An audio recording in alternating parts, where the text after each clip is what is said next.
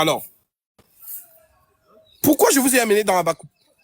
Pour vous faire comprendre que la prophétie de Genèse 1, Genèse 2 marche. Tout ce que Dieu a prononcé dans Genèse 1, Genèse 2, Genèse 3, c'est ça qui devient un homme. Et qui va donc à son accomplissement. Alors Dieu vous dit que si ça tarde, attendez, car elle s'accomplira.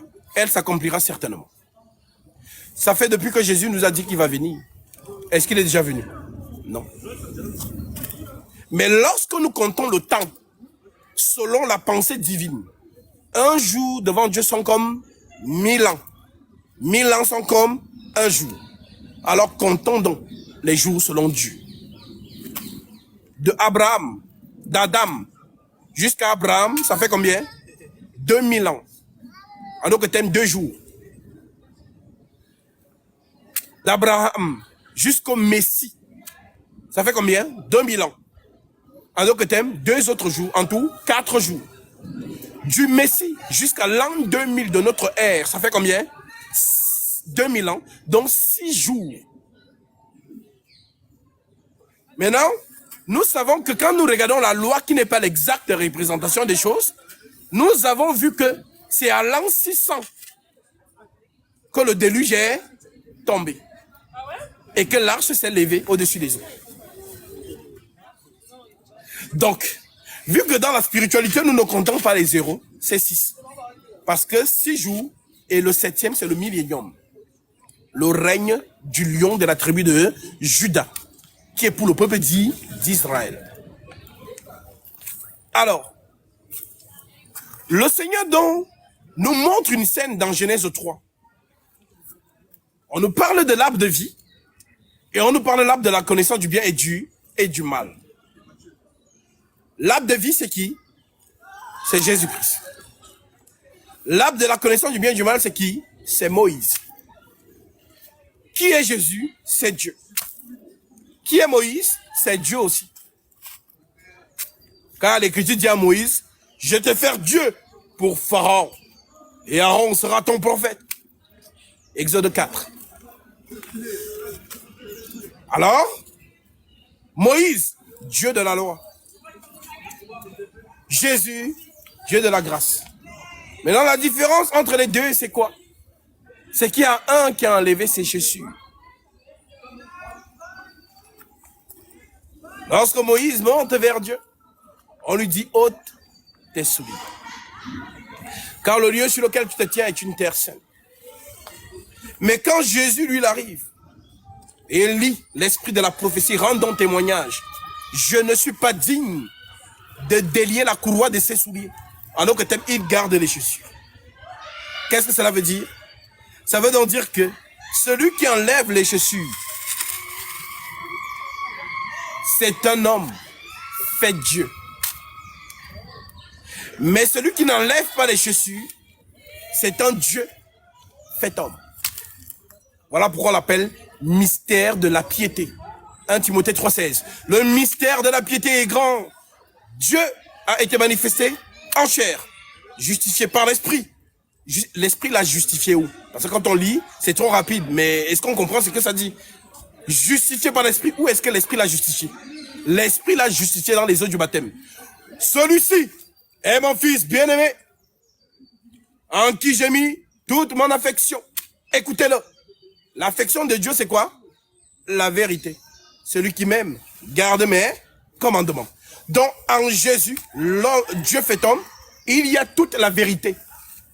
Voilà pourquoi on dit que la grâce et la vérité sont venues par Jésus. Et la loi est venue par Moïse. Maintenant, la grâce et la loi viennent de qui donc? De Dieu lui-même. Alors, nous comprenons que c'est un message dans le jardin d'Éden. Là où il y a la grâce, l'arbre de vie, c'est l'immortalité. Avec moi, lorsque j'enseigne, nous sommes en train de décoder tous les mystères des Saintes Écritures. C'est mon don. L'esprit de la prophétie. Donc, tout mouvement des prophètes dans les Écritures, tout parle, la manière dont les choses sont placées, nous décodons.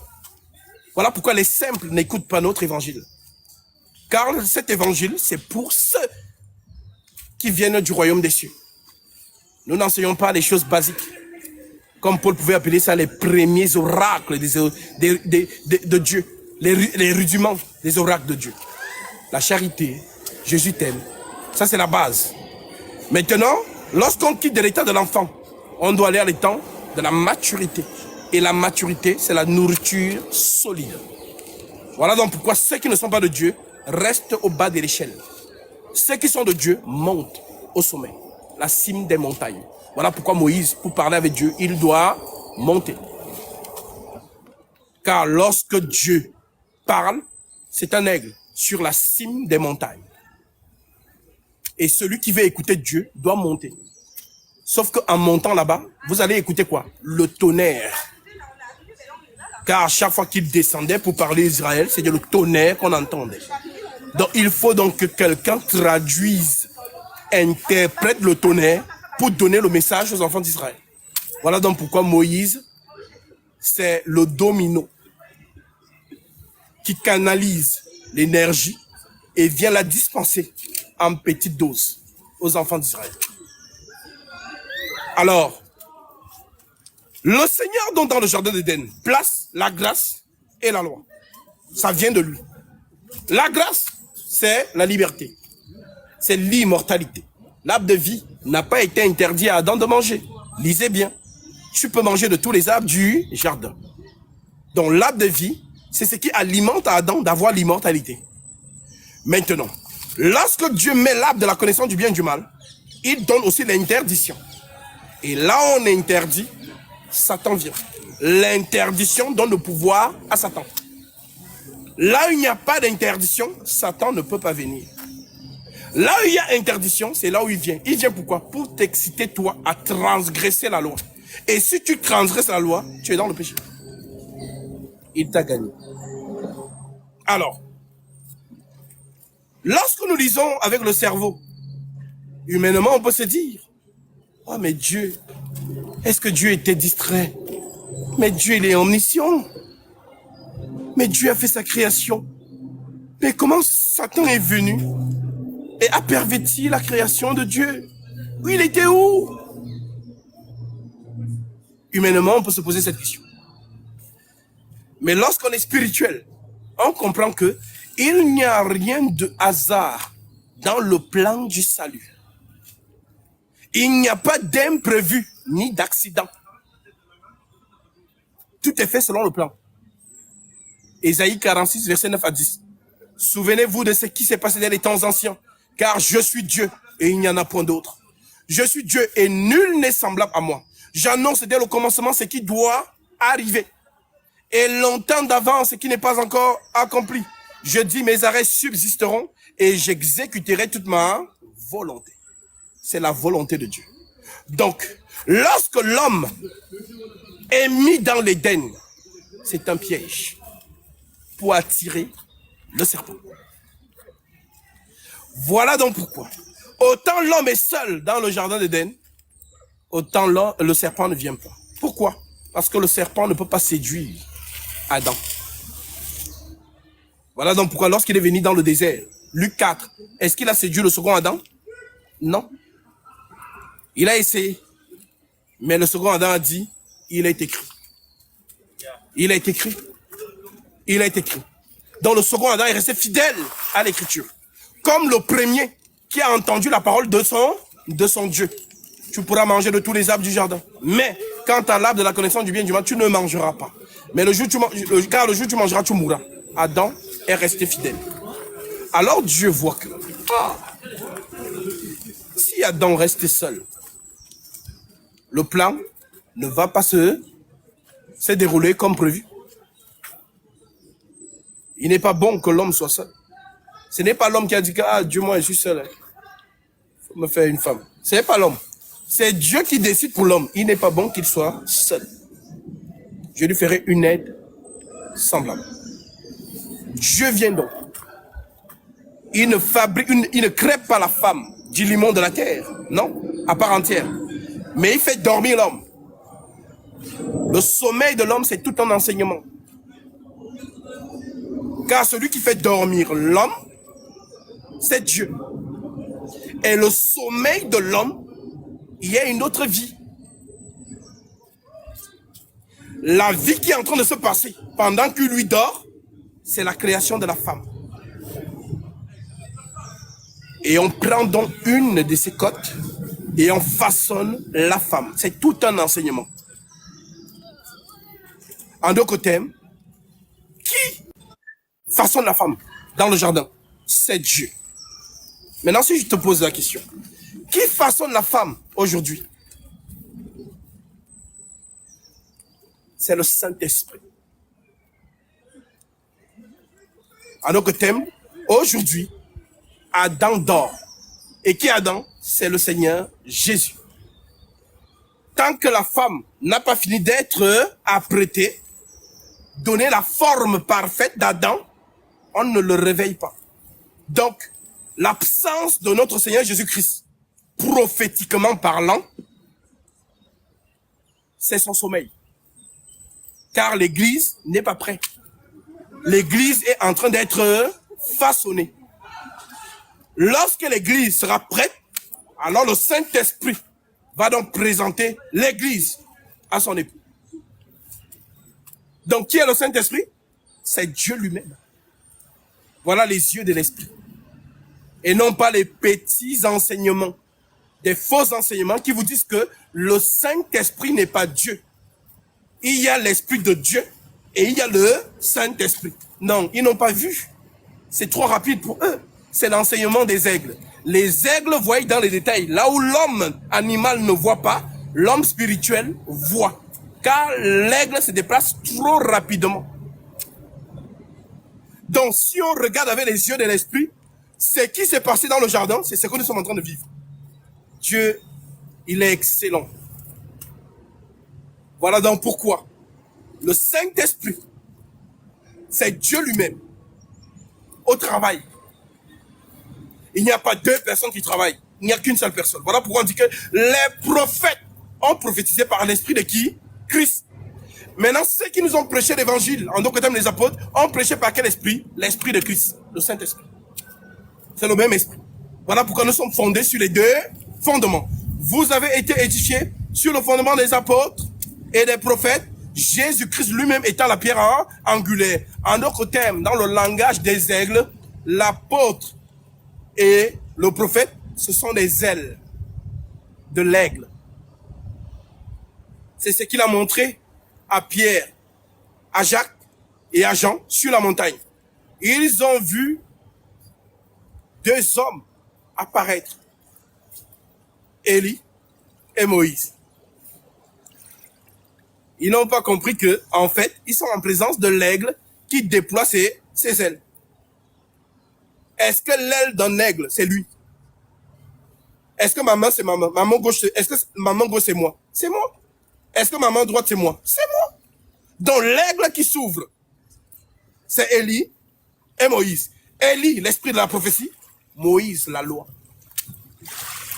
Lorsque les deux fusionnent, ils deviennent Jésus. L'aigle. C'est ça le langage de Dieu. Alors, ce Dieu donc, qui façonne la femme, lui présente la femme à l'homme. L'homme se réveille. Voici cette fois-ci, celle qui est os de mes os, chair de ma chair. C'est une énigme. Car le réveil de l'homme, c'est lorsqu'il voit son vis-à-vis. Voilà donc pourquoi Christ vient prendre une église qui lui ressemble. Sans tache, ni ride, ni rien de semblable. Mais sainte et irrépréhensible. Car nous retournons à l'origine. La femme sort d'où? De l'homme. Donc elle doit retourner d'où elle est sortie. C'est ce qu'on appelle le mariage. Si on a donc compris les choses ainsi, l'homme donc, pour que le plan du Seigneur s'accomplisse, il doit donc sortir la femme de l'homme. Car la femme, c'est la faiblesse. L'homme, c'est la force. Alors le serpent voit, la femme, je vais aller vers elle. Il vient donc vers la femme. Et il la séduit. La séduction se passe comment? C'est le verbe. Dieu a parlé à l'homme. Le serpent parle à la femme. L'homme a gardé la parole de Dieu. la femme accepte la parole du serpent. Elle prend cette parole et donne à son mari. Et son mari, sachant qu'elle a péché, il sait que Dieu va s'occuper d'elle. Alors, par amour, il la suit dans le péché. Voilà pourquoi l'Écriture dit, homme, aime ta femme, comme Christ a aimé l'Église et s'est donné lui-même pour elle. Les gens lisent ça vite, mais est-ce qu'ils ont compris? C'est quoi être se donner pour elle? Cette femme est dans le péché. Se donner à elle, ça veut dire la prendre, accepter son péché. Et lorsque tu acceptes le péché, tu deviens un avec le péché. Et si tu es un avec le péché, Dieu te rejette. Père, pourquoi m'as-tu abandonné? C'est normal. Il est devenu un avec le péché. C'est l'obsession. Donc, Genèse 1, Genèse 2, Genèse 3, c'est ça l'évangile. La sainte doctrine. Que les gens n'ont pas compris. Voilà pourquoi, par la sainte doctrine, nous montrons tout ce qui se passe dans Genèse 1, Genèse 2, Genèse 3. C'est ça qu'on nous prêche, que les apôtres nous ont prêché, mais les gens n'ont pas compris. Alors, mon ministère, c'est de venir ouvrir les yeux aux gens que regardez, ils vous ont dit ça, mais vous n'avez pas compris. Voilà donc pourquoi, lorsque la femme accepte le mensonge du serpent, le mari mange. Quand Dieu arrive, il dit quoi à l'homme? Puisque tu as écouté la voix de ta femme. Puisque tu as écouté la voix de ta femme, la terre sera maudite à cause de toi. Donc, l'écoute de l'homme à ce que la femme lui a dit, parce que la femme a pris sa chair au serpent, elle a dit à l'homme. L'homme aurait pu refuser. Mais pourquoi il a accepté? Tout simplement parce que c'est son corps. La femme, c'est le corps de l'homme. Éphésiens 5. Je vais lire cela.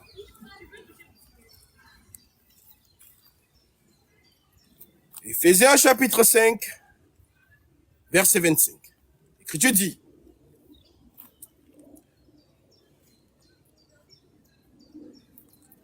Marie, aimez vos femmes comme Christ a aimé l'Église et s'est livré lui-même pour elle, afin de la sanctifier.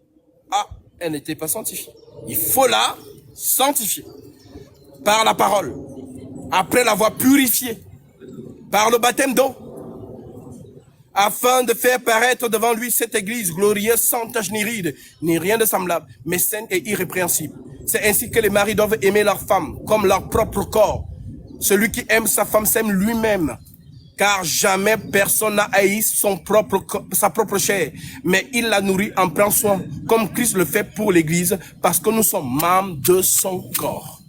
Alors si la femme, c'est le corps de l'homme, il ne peut donc pas l'abandonner. Il la suit dans le péché, par amour. Et c'est ce mouvement que Jésus a accompli. C'est nous qui avons péché. Lui n'a pas péché, mais il a porté nos péchés. Alors, si on a donc compris cela, Dieu chasse donc l'homme à cause du péché. Mais il y a des détails que beaucoup vont ignorer, mais qui sont très révélateurs. Dieu, malgré que l'homme est dans le péché maintenant, sacrifie un animal dans le jardin, prend sa peau et en revêt l'homme et sa femme. En d'autres termes, il y a eu sacrifice dans le jardin. Mais qui était celui qui a fait le sacrifice? Dieu lui-même.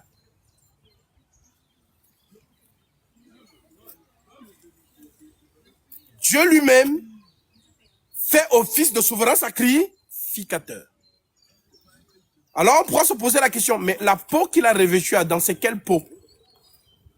Les Écritures nous disent dans Proverbe chapitre 27, verset 26, et je vais lire ça. Proverbe 27, verset 26. L'Écriture déclare, « Les agneaux sont pour te vêtir, et les boucs pour payer le champ. » Nous savons que le champ de Dieu, c'est Israël. Et le bouc qui a payé ce champ, c'est Jésus. Selon Lévitique 16. Pour les plus curieux, vous pouvez aller lire. Les agneaux sont pour te vêtir. Donc l'agneau, c'est le vêtement. Voilà donc pourquoi Dieu prend la peau de l'agneau et révèle l'homme. Donc tous les gestes de Dieu dans Genèse 3, ce sont des prophéties. Maintenant qu'il chasse dans l'homme, l'homme n'est plus dans le lieu très saint. Donc avant que Moïse ne vienne nous prêcher le lieu très saint, le parvis, le lieu saint, le lieu très saint, c'est l'enseignement du jardin d'Éden. Le lieu très saint, c'est la présence de Dieu, l'immortalité, en d'autres termes, l'arbre de vie. Alors, l'homme qui était proche de l'arbre de vie, mangeait l'arbre de vie, était éternel. Voilà pourquoi, lorsque seul l'homme est en dehors de l'arbre de vie, on place dans les chérubins, avec une épée flamboyante, des au pluriel et une épée. Est-ce que plusieurs personnes peuvent arrêter une épée pour bagarrer avec? Ça serait incommode. Alors, c'est quel langage? Qui a séduit les anges? C'est Satan. Et l'Écriture dit que Dieu n'a pas confiance à ses anges. C'est écrit dans Job. Je vais lire cela.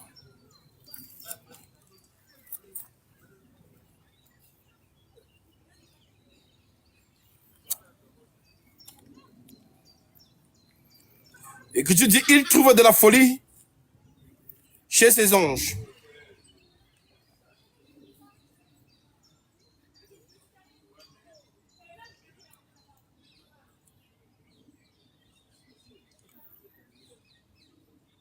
Job, il me semble 18.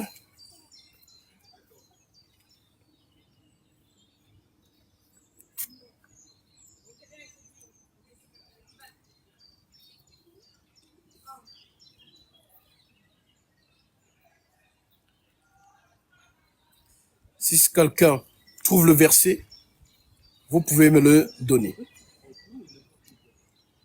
Il trouve de la folie, c'est ces gens. Job 4. Ah, c'est l'inverse. Job 4, verset 18.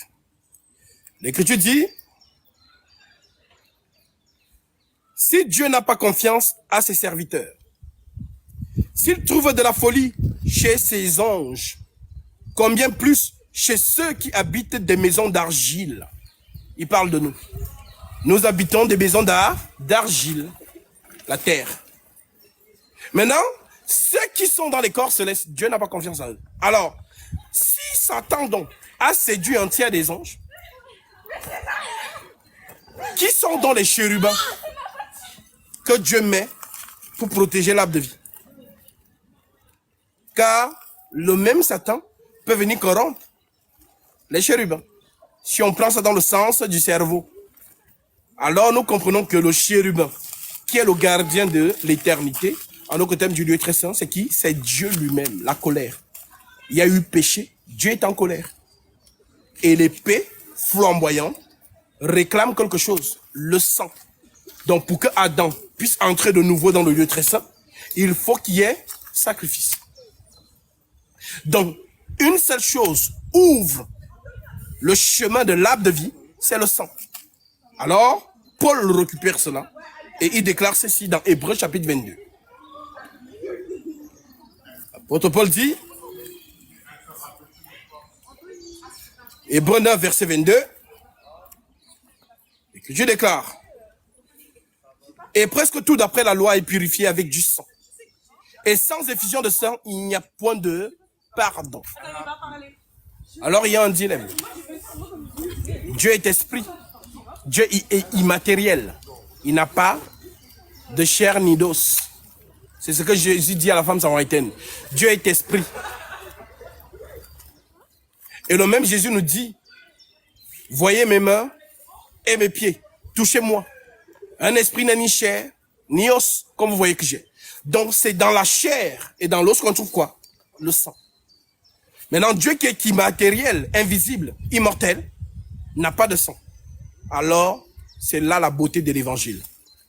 Si Dieu devient un homme, c'est tout simplement pour le sang. Car un seul sang pur peut ouvrir le chemin pour que toi et moi nous rentrions là où on était avant. Voilà donc pourquoi il dit, voici je viens.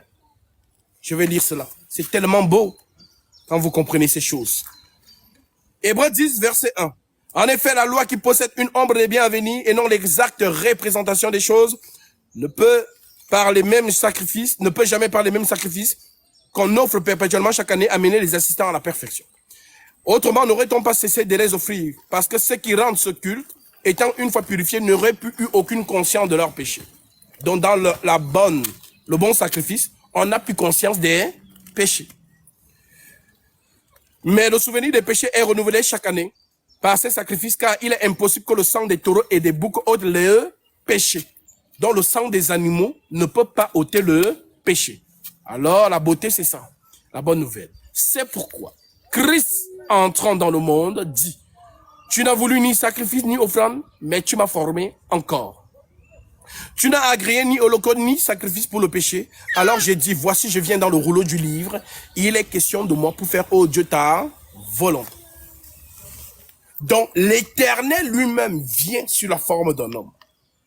Car lorsqu'il sera donc sacrifié, le sang qui va couler, c'est ce qui ouvre le chemin. Voilà donc pourquoi ce jour-là, à la croix, qu'est-ce qui s'est passé? Le rideau du temple se déchire. Du haut en bas. Les simples vont voir un rideau qui s'ouvre, mais les spirituels vont voir les chérubins qui cèdent le passage. En autre terme, Adam court, va manger de l'arbre de vie et vit éternellement. N'est-ce pas merveilleux? Je l'ai toujours dit, tu considéreras que quelqu'un t'aime lorsque tu es en prison. Même s'il est président, s'il se déplace lui-même et vient te visiter, alors tu sauras qu'il te considère.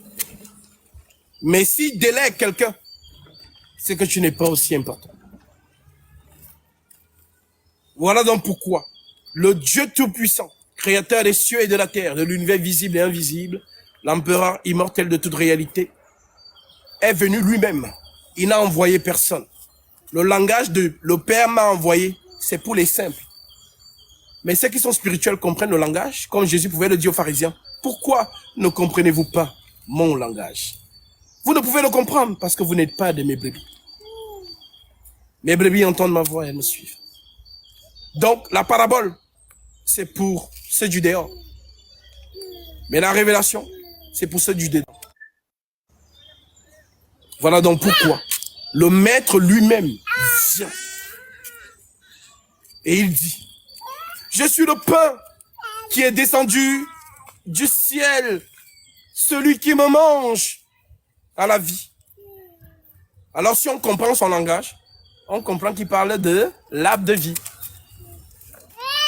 Quiconque mange de l'arbre de vie, vit éternellement. Voilà pourquoi il nous a dit, je suis la résurrection et la vie. Celui qui mange mon cœur et boit mon sang a la vie éternelle. Alors vous avez cru en cela. Et c'est pour ça que vous êtes venus. Pour manifester cela dans les eaux du baptême. Pour le pardon de vos péchés. Car le sang effusé, c'est ce qui pardonne les péchés. Et celui qui le fait, c'est celui qui a l'autorité. Car pour baptiser, il faut être envoyé. On a posé la question à Jean-Baptiste. Pourquoi donc baptises-tu si tu n'es pas Élie? Si tu n'es pas le Christ? Si tu n'es pas le prophète? Qui est le Christ? Qui est Élie? Qui est le prophète? C'est la même personne. Voilà donc pourquoi. Est-ce que Philippe s'est levé pour aller baptiser? Pour lui-même? Non. Le Seigneur leur dit, lève-toi, va. Alors, que le Seigneur soit glorifié de ce qu'il vous donne donc. Cette grâce de trouver le chemin qui mène à lui. Car l'Écriture dit, étroite est la porte, resserrez le chemin qui mène à la vie. Il y en a peu qui les trouvent. Et vous l'avez trouvé. Je suis là. Je vais donc entrer dans les eaux. pour prendre autorité sur les eaux, les sanctifier. Car ce n'est pas dans l'eau que vous allez entrer. Vous allez entrer dans le sang du Seigneur pour être immergé totalement. Car le sang de Dieu rend la colère de Dieu invisible à vous.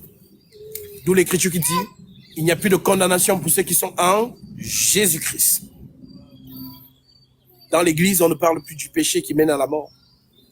Quiconque est vraiment de l'église, on parle du péché qui ne mène point à la mort. Le péché qui mène à la mort, c'est ceux qui n'ont pas cru que Jésus-Christ est le seul vrai Dieu tout-puissant manifesté en chair pour le salut de quiconque croit. Car jusqu'en 2024, aujourd'hui, beaucoup, des milliards de personnes ne savent pas qui est Jésus. Jésus, c'est le Père éternel, l'immortel, devenu homme, pour nous ramener à lui.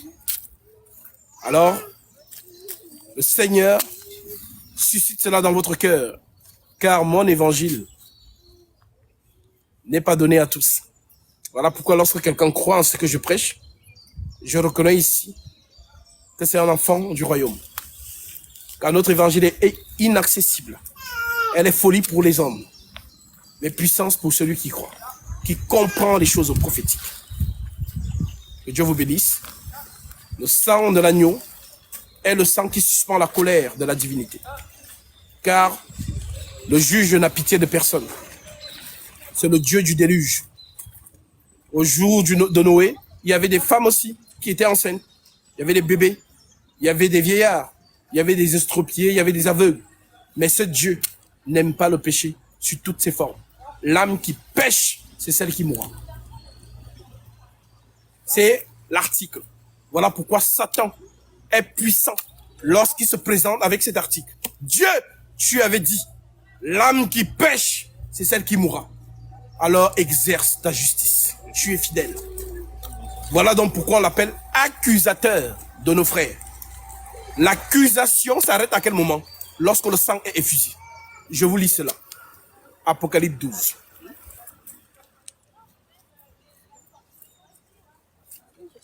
Apocalypse 12, verset...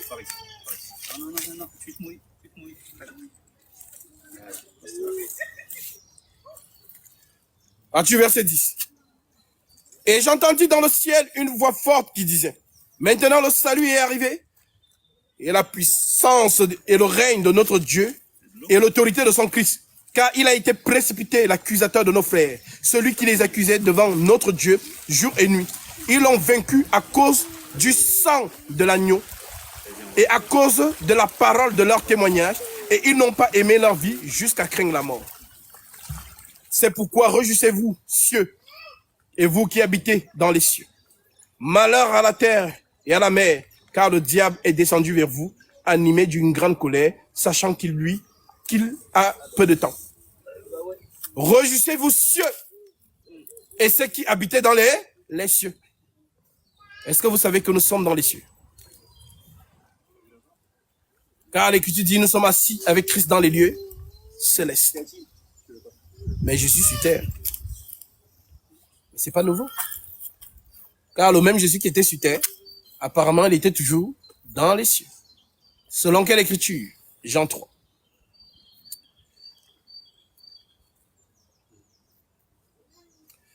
Jean 3, nous sommes au verset 13. L'Écriture dit, personne n'est monté au ciel, si ce n'est celui qui est descendu du ciel, le Fils de l'homme, qui est dans le ciel. Il est sur terre, en même temps dans le ciel. Les corps célestes. Voilà pourquoi celui qui retournera au ciel, ça ne sera pas nouveau. Oh, c'est beau ici. Hein. Genre, vraiment, Dieu c'est bien chez toi. Hein. Non, ça, ce sont les totos spirituels qui pensent comme ça. Tu sors de quelque part, tu retournes là-bas. Quand Jésus est venu, il savait d'où il est venu, d'où il est sorti et où il retourne. Voilà pourquoi il dit à Nicodème, ce qui est né de la chair est chair, ce qui est né de l'esprit est esprit. Tu entends le bruit du vent, mais tu ne sais pas d'où il vient et où il va. Il en est ainsi de tout homme qui est né de l'Esprit. Nous sommes nés de l'Esprit et nous retournons d'où nous sommes venus. Les citoyens du royaume des cieux sont venus sur terre, ont revêtu le corps d'argile et ont oublié leur identité céleste. Alors, l'évangile, la saine doctrine, lorsque tu entends, c'est la voix du maître. Et tu reconnais cette voix, alors tu viens pour le retour dans le royaume des cieux. Que le Seigneur vous bénisse. Est-ce que, avant que je n'entre dans l'eau, est-ce qu'il y a des questions?